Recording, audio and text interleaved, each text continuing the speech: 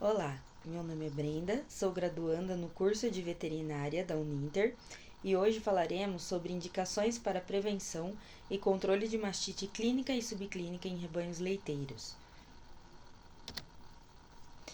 A introdução. Então, a mastite, ela se designa e ela se caracteriza como uma doença de alto impacto, tanto na produção quanto econômico. Trazendo prejuízos, né? Porque o produto final, que seria o principal, que seria o leite, tem que ser descartado. Ela é uma doença caracterizada como multifatorial e tem como características as funções tanto ambientais quanto contagiosas. Temos aí um viés onde a gente separa em dois tipos de caso, sendo as mastites clínicas e as mastites subclínicas. O que seria então mastite? Mastite, ela é uma inflamação no parênquima da glândula mamária do animal. E ela se caracteriza como uma doença com aparecimento de coágulos e também no aumento do número de leucócitos neste leite. Como que a gente vê o aumento do número de leucócitos? Pela contagem de células somáticas, que pode ser feita principalmente na propriedade. O animal que é acometido por essa doença, ele tem dor, inflamação e febre. No caso da mastite clínica, a gente tem o aumento e endurecimento dessa glândula mamária e grumos e pus no leite. Por que eu digo da mastite clínica? A mastite subclínica é uma das partes mais difíceis de identificação da doença, porque o animal ele não apresenta nenhum tipo de modificação no seu físico. Então, ele vai apresentar somente mudanças químicas e físico-químicas no leite. O animal em si não apresenta nenhum sintoma, vamos dizer assim. A importância dos dados zootécnicos dentro da propriedade está aí. Por quê? Quando a gente tem diversos casos de mastite subclínica, que eu vou dizer um pouco mais para baixo o tanto que essa doença é importante, e é importante identificá-la no início, uma das principais coisas que a gente pode notar é a queda na produção e na qualidade do leite. Como que você vai notar isso? Se você tiver um bom controle, tanto de fornecimento do seu fornecimento diário de leite, né? Que seria o abastecimento dos tanques, tanto na qualidade desse leite por base das análises que podem ser feitas dentro da propriedade, que seria a CMT, a CCS e a MMT, além da caneca de fundo preto que auxilia na identificação da mastite clínica, que seria a forma da doença onde o animal apresenta tanto grumos quanto pus no leite. As ocorrências de mastite clínica e subclínica, só para a gente ter uma noção do que a gente está lidando, diga-se de passagem que a cada 100 casos denotados de mastite, 72 desses casos são mastite subclínica e apenas 17 são clínicas. O que sobrar são animais comuns, são animais que tá com leite beleza e tá tudo certo. Por que eu digo isso? A mastite subclínica, como ela é uma doença que, como eu disse, o animal não apresenta nenhum tipo de quadro físico para que a gente note, a gente tem que ter as anteninhas ligadas aí com base na produção leiteira.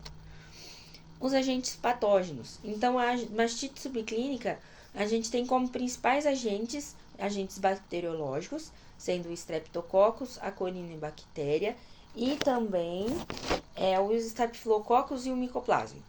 O Staphylococcus e o Mycoplasma, além de aparecer aí no sistema mamário do animal, ele também vai causar prejuízos no trato geniturinário, no respiratório e na pele desse animal. Então, ele vai pegar o animal aí por inteiro, deixando o animal debilitado. A transmissão mais comum da mastite subclínica seria de um animal para o outro, tanto por uma teteira que foi mal higienizada, mal desinfetada, quanto pela mamada de algum animal. Vamos supor, coloquei um bezerro numa vaca e depois esse bezerro foi e mamou por outra vaca, né?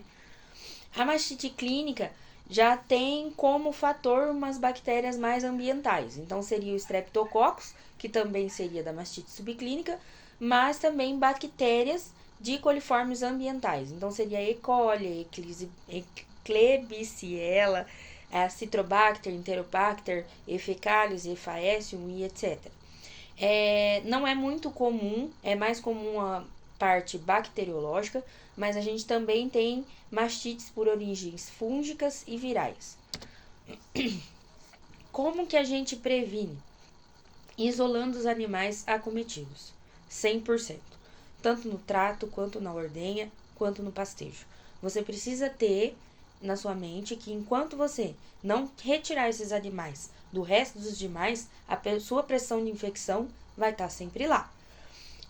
Diminuir também a exposição dos tetos aos patógenos é um fator muito importante. Então, o pré e o pós-dipping na ordenha se torna indispensável.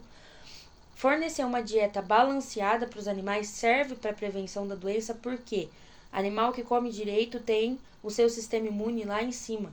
O que quer dizer que mesmo que tenha um grau infeccioso muito grande dentro da propriedade, esse animal ele não vai ser acometido e ele não vai se abater de forma tão fácil. O uso de antibióticos, tratamentos e medicamentos não deve ser feito só em vaca de período produtivo, em produção de leite, mas também em vacas secas e em novilha de primeiro parto.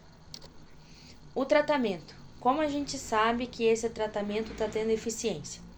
Um forte indicador seria a contagem de células somáticas, aonde a gente não pode deixar ultrapassar de 200 mil células por ml de leite. Se possível, para os animais acometidos, seria mais para o bem-estar dele, aumentar o número de ordenhas diárias. Por quê? Tendo uma maior pressão de ordenha, esse animal ele vai ter menos exigência, né, na parte dos tetos, ali dos tecidos. Ele tá com o tecido ali dolorido e tudo mais, então você diminuindo a pressão do leite, porque o leite pesa, ter muito leite dentro do teto machuca, exerce uma pressão ali naquele sistema, né? E a fluidoterapia, ela é recomendada por alguns autores quando tem a desidratação desse animal. Como prevenir? É muito importante a gente citar e bater em cima de limpeza e desinfecção, tanto das ordenhadeiras, quanto das instalações, quanto dos tanques e tudo que engloba o sistema leiteiro. Por quê? É aí que é o nosso ponto-chave.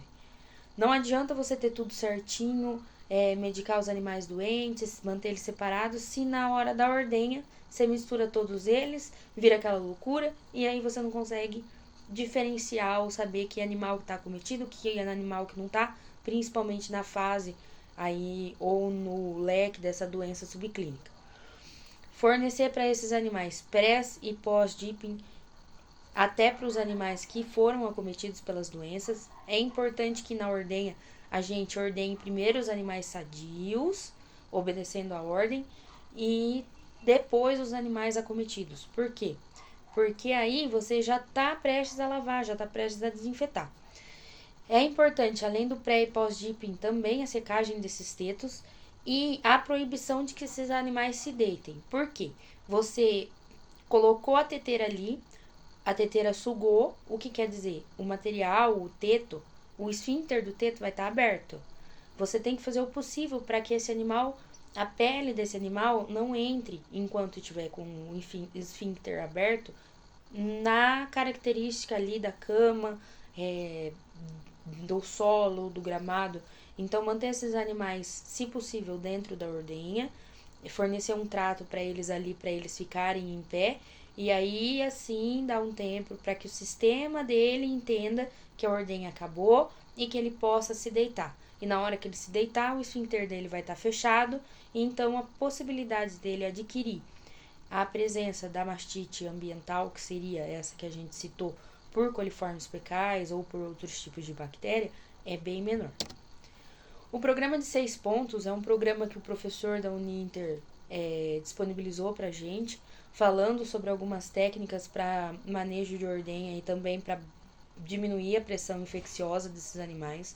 Mas eu acho importante citar novamente alguns pontos desse sistema de 6 pontos, que seriam a rotina correta de ordenha, onde a gente já falou do pré e pós-dipping, da limpeza e da higienização e desinfecção, tanto do todo do ambiente quanto do material que é lidado com esses animais, E também é importante a gente citar o descarte dessas vacas que foram infectadas de maneira crônica, que é onde reside aí o maior grau infeccioso dentro da fazenda. É o nosso grau de periculosidade. Por quê? Porque são animais que são acometidos, a gente lida, e a gente sabe que sempre vai ter problema. Então, um animal que teve perca na produção, tratou uma, duas vezes, mesmo assim retornou a ter, já é um animal possivelmente aí como forma de descarte, porque é um animal de risco dentro do grupo, onde você sabe que o agente patógeno ali age de maneira maléfica. E para concluir, então, a gente tem como conclusão que é indispensável um bom controle zootécnico dentro da propriedade. A separação, então, de animais sadios e doentes também se torna indispensável em qualquer época, sendo ordenha, sendo parto, sendo manejo, sendo pastagem. Então, e uma boa higienização, principalmente, vamos bater de novo aí.